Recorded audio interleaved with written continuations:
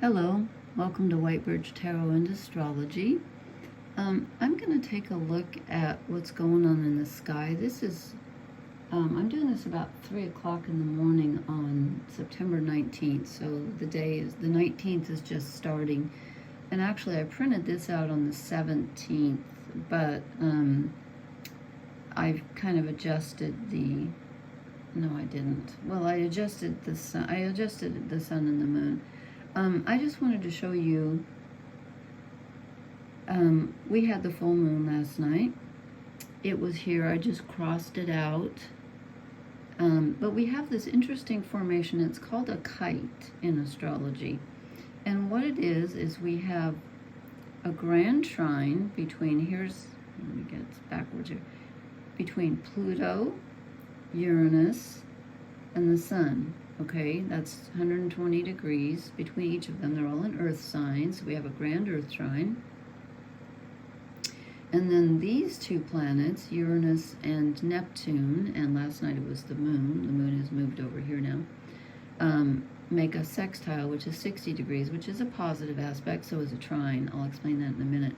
And then Neptune and Pluto were making a trine, and a sextile, 60 degrees, and then Pluto and Uranus were making a trine because they're part of this grand trine with the sun.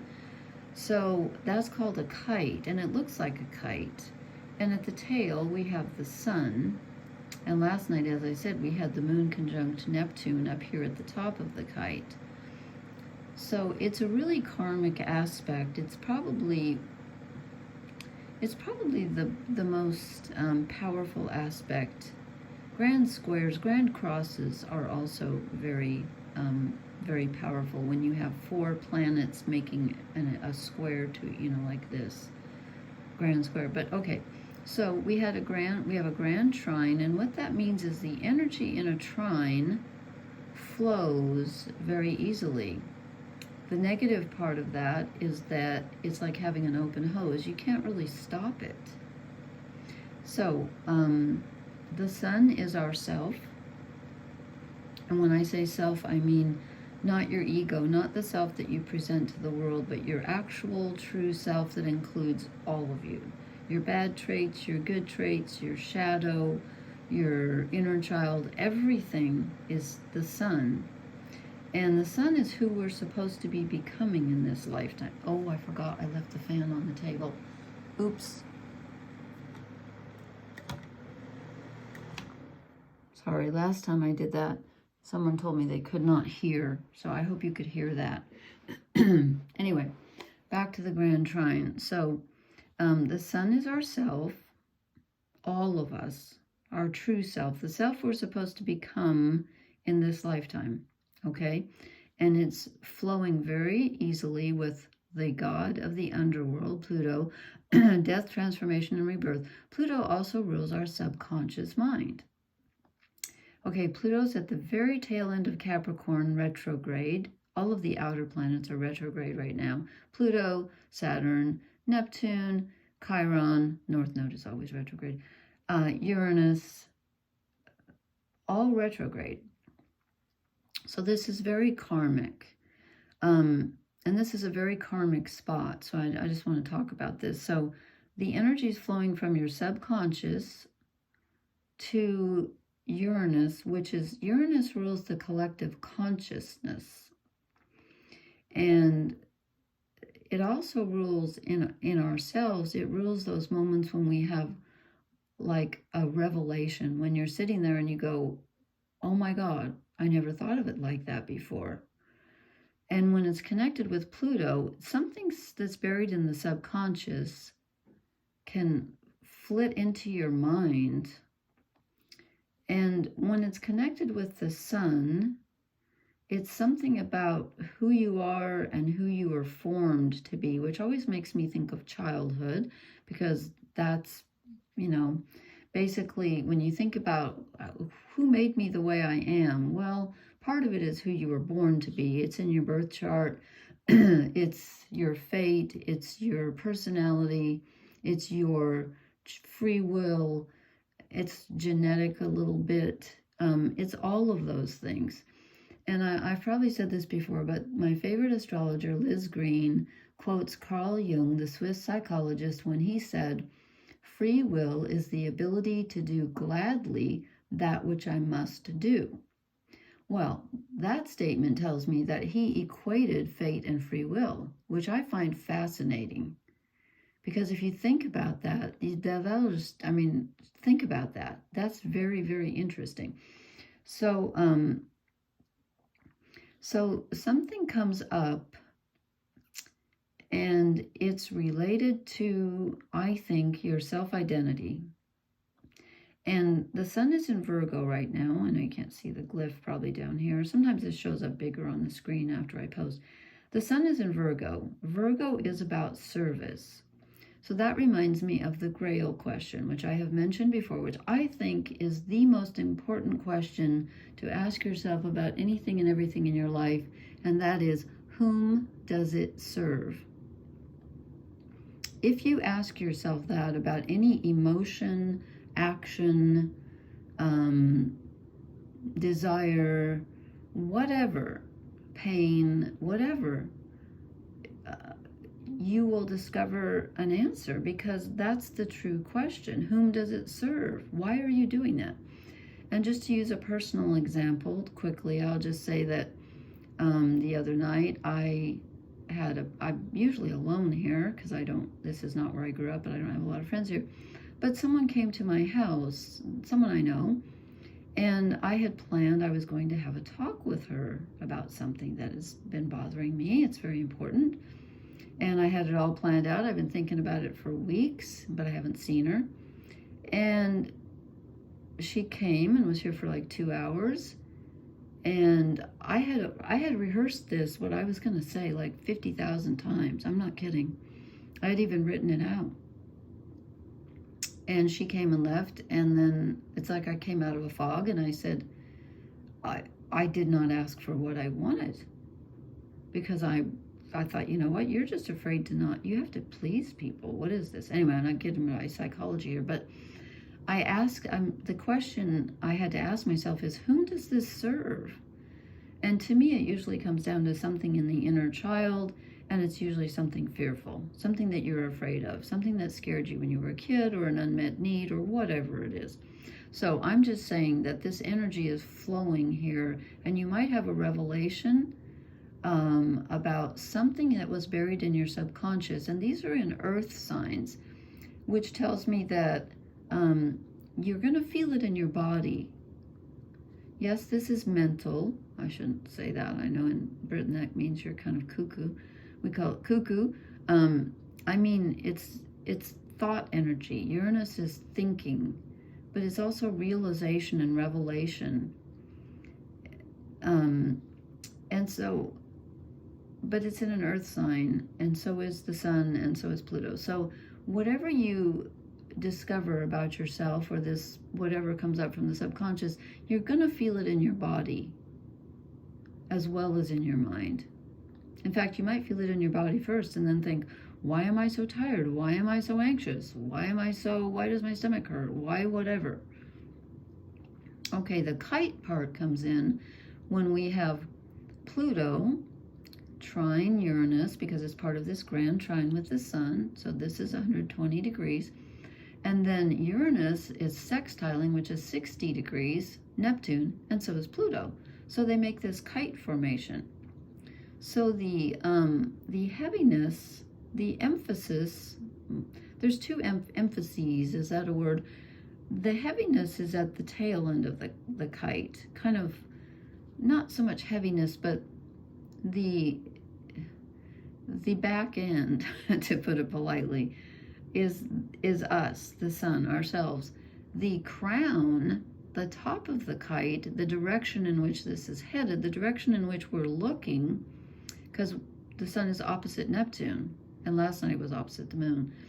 And Neptune is our dreams, our imagination, romance, and it's also illusion. And it's at the end of its sign that it rules, Pisces, and it's retrograde, so it's 28 degrees. It was at 29 a couple months ago. Now it's at 28. And shoot, I know that Pluto moves out of Capricorn in November. I forget when Neptune moves out of, I said it the other night, now I've forgotten. I think it's in the spring, maybe when it moves into Aries. I'll have to look again. But it's here for a while.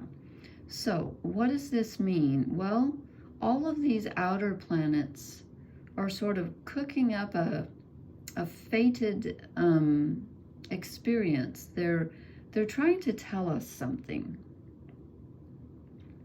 And what they're trying, the focus here, the ultimate focus is on Neptune again. So it's like, okay, what are you dreaming about? What can you imagine? Because this is a very karmic spot, and whatever you imagine should include the collective, because Neptune rules the collective unconscious. And it's the planet that says we are all one because it rules the ocean. And yes, there are separate waves in the ocean, and each wave is separate, but each wave is always part of the ocean, right? You're never not part of the one. You may not feel like you're part of the one, but if quantum mechanics is correct, and if mystics are correct, we are all one, and I truly believe that. The sun is your separate self, and Neptune is where you're at one with everyone, and they're opposing each other. So there's a kind of you're kind of being led to something, and it's fated and it's free will at the same time. It's what do you want to imagine, and what do you want to dream about? But whatever it is, you have to ask yourself, whom does it serve? Because it better serve the collective. It better serve all of us. And if you do what you were put on earth to do in this lifetime, and this is, I've read this and I truly believe this, I think this as well. If you do what your heart truly tells you, because the sun rules Leo, which is the heart, you will be serving the collective. So even if it's something small and you think, you know, I should be running for city council, or I should be out picking up garbage or whatever, but I'm sitting here writing music, that's what you're supposed to be doing if it resonates with you. Now, if you're sitting there watching Netflix and then the next day you get up and you think, oh, I was going to write my story and I didn't do it, then you're not doing, you know what I mean? You'll know, because it'll be in your gut, because this is going to be very physical. So this is not only about us changing, this is about the collective changing, because we've got the collective unconscious, the collective consciousness, and the Lord of the underworld, death, transformation, and rebirth. And there is a transformation happening on the physical plane. Unfortunately, right now, we're in the icky part, because Pluto in Capricorn, Pluto is like the wrecking ball, as I've said before, and it knocks things down so that they can be reborn and transformed. First, it has to knock them down. It's in the sign of Capricorn, government, institutions, the patriarchy. So yeah, please knock it down. And we have a woman running for president here in the US, and we had one before. We had Hillary Clinton, and somehow Donald Trump, the psychopathic moron. And if you like Donald Trump, you're probably not going to watch my channel, but he's a total narcissist. Somehow he beat her. And I said to myself, I knew he was going to. I wish I could bet with people, because I could make a fortune. I always knew he was going to win.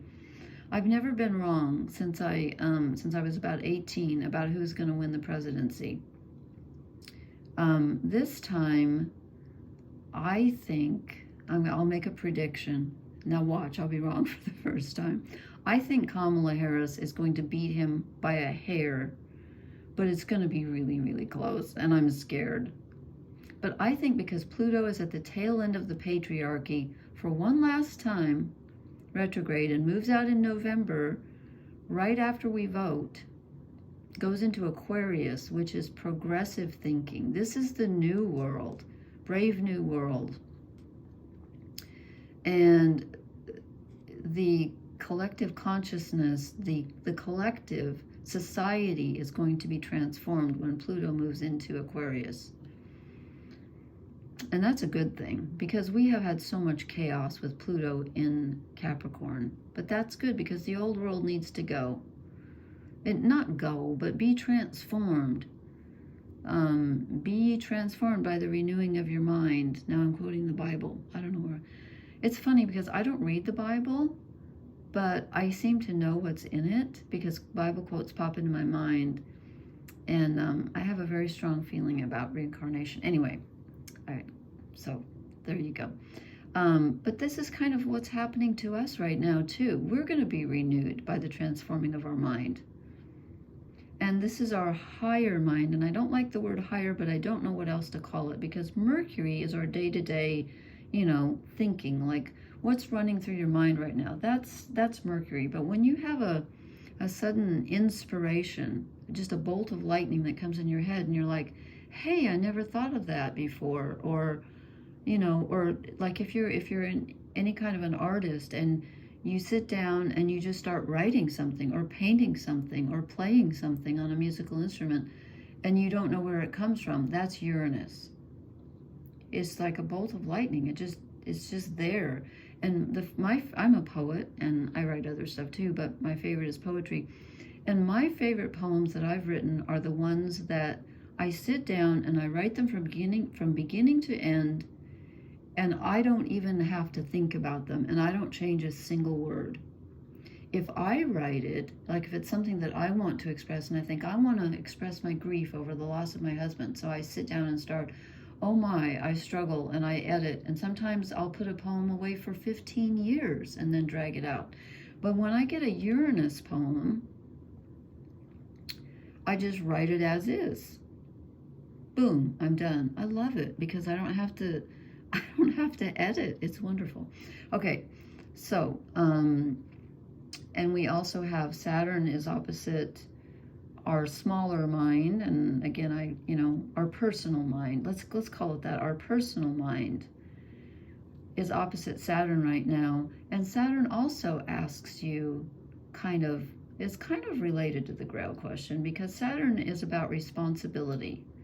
And when it's in Pisces, it's like, how are you being responsible to the collective?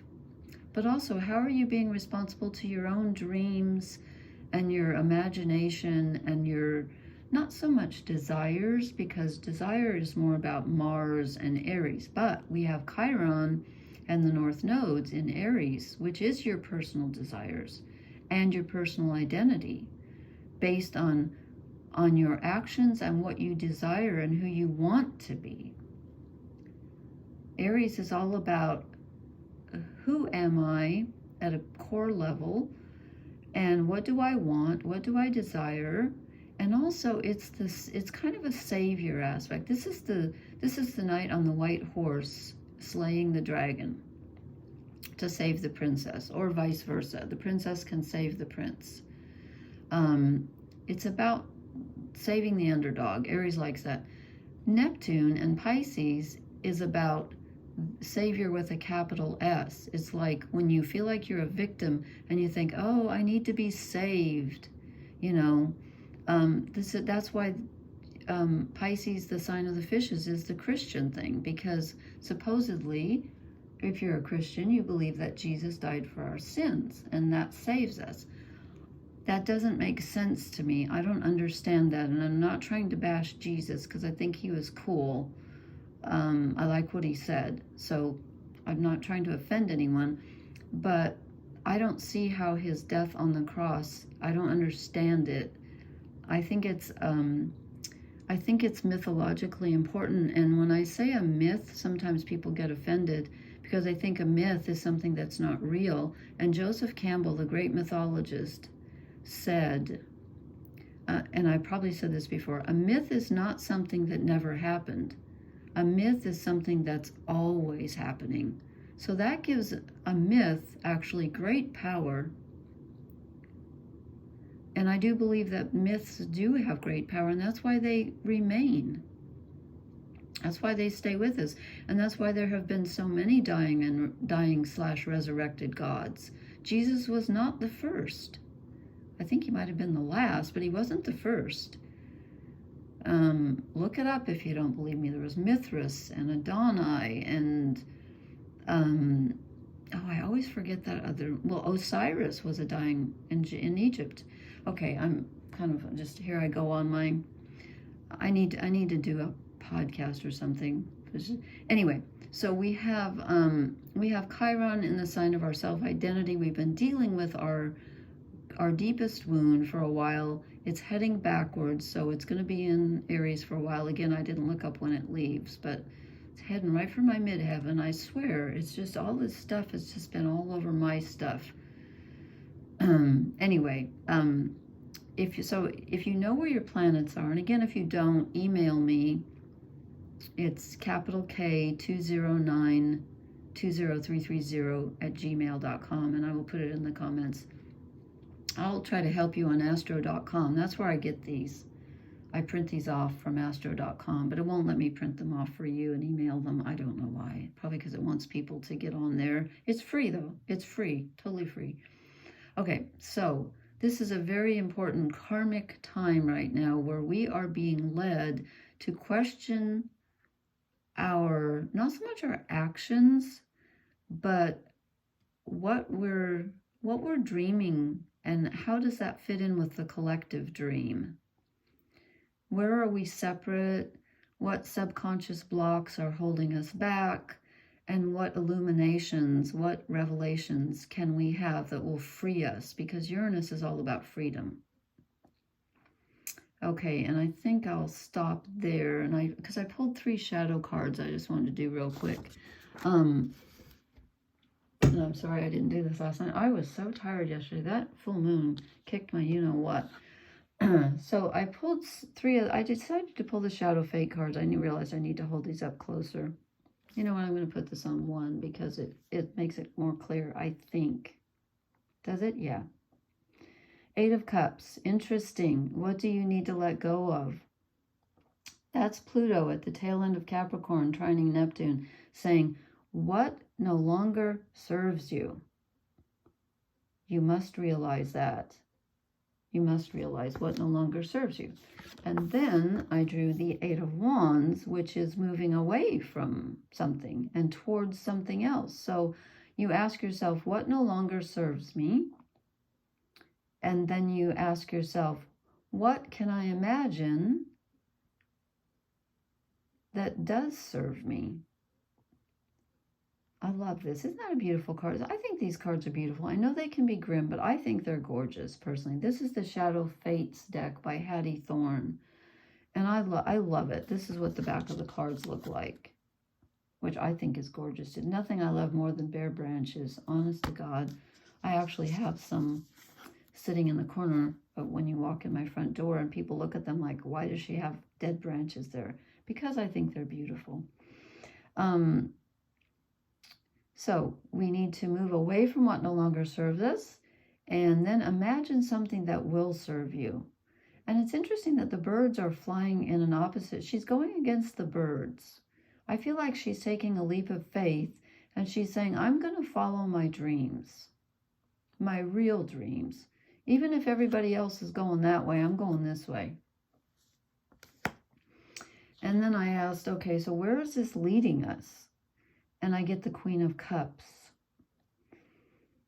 Cups are emotion. In fact, we start off with cups. So we leave emotionally. And again, this is a very emotional full moon. It was a very emotional, all full moons are emotional because the moon rules emotions, because it rules Cancer. But it was in Neptune. You can't get much more emotional than Neptune, truly.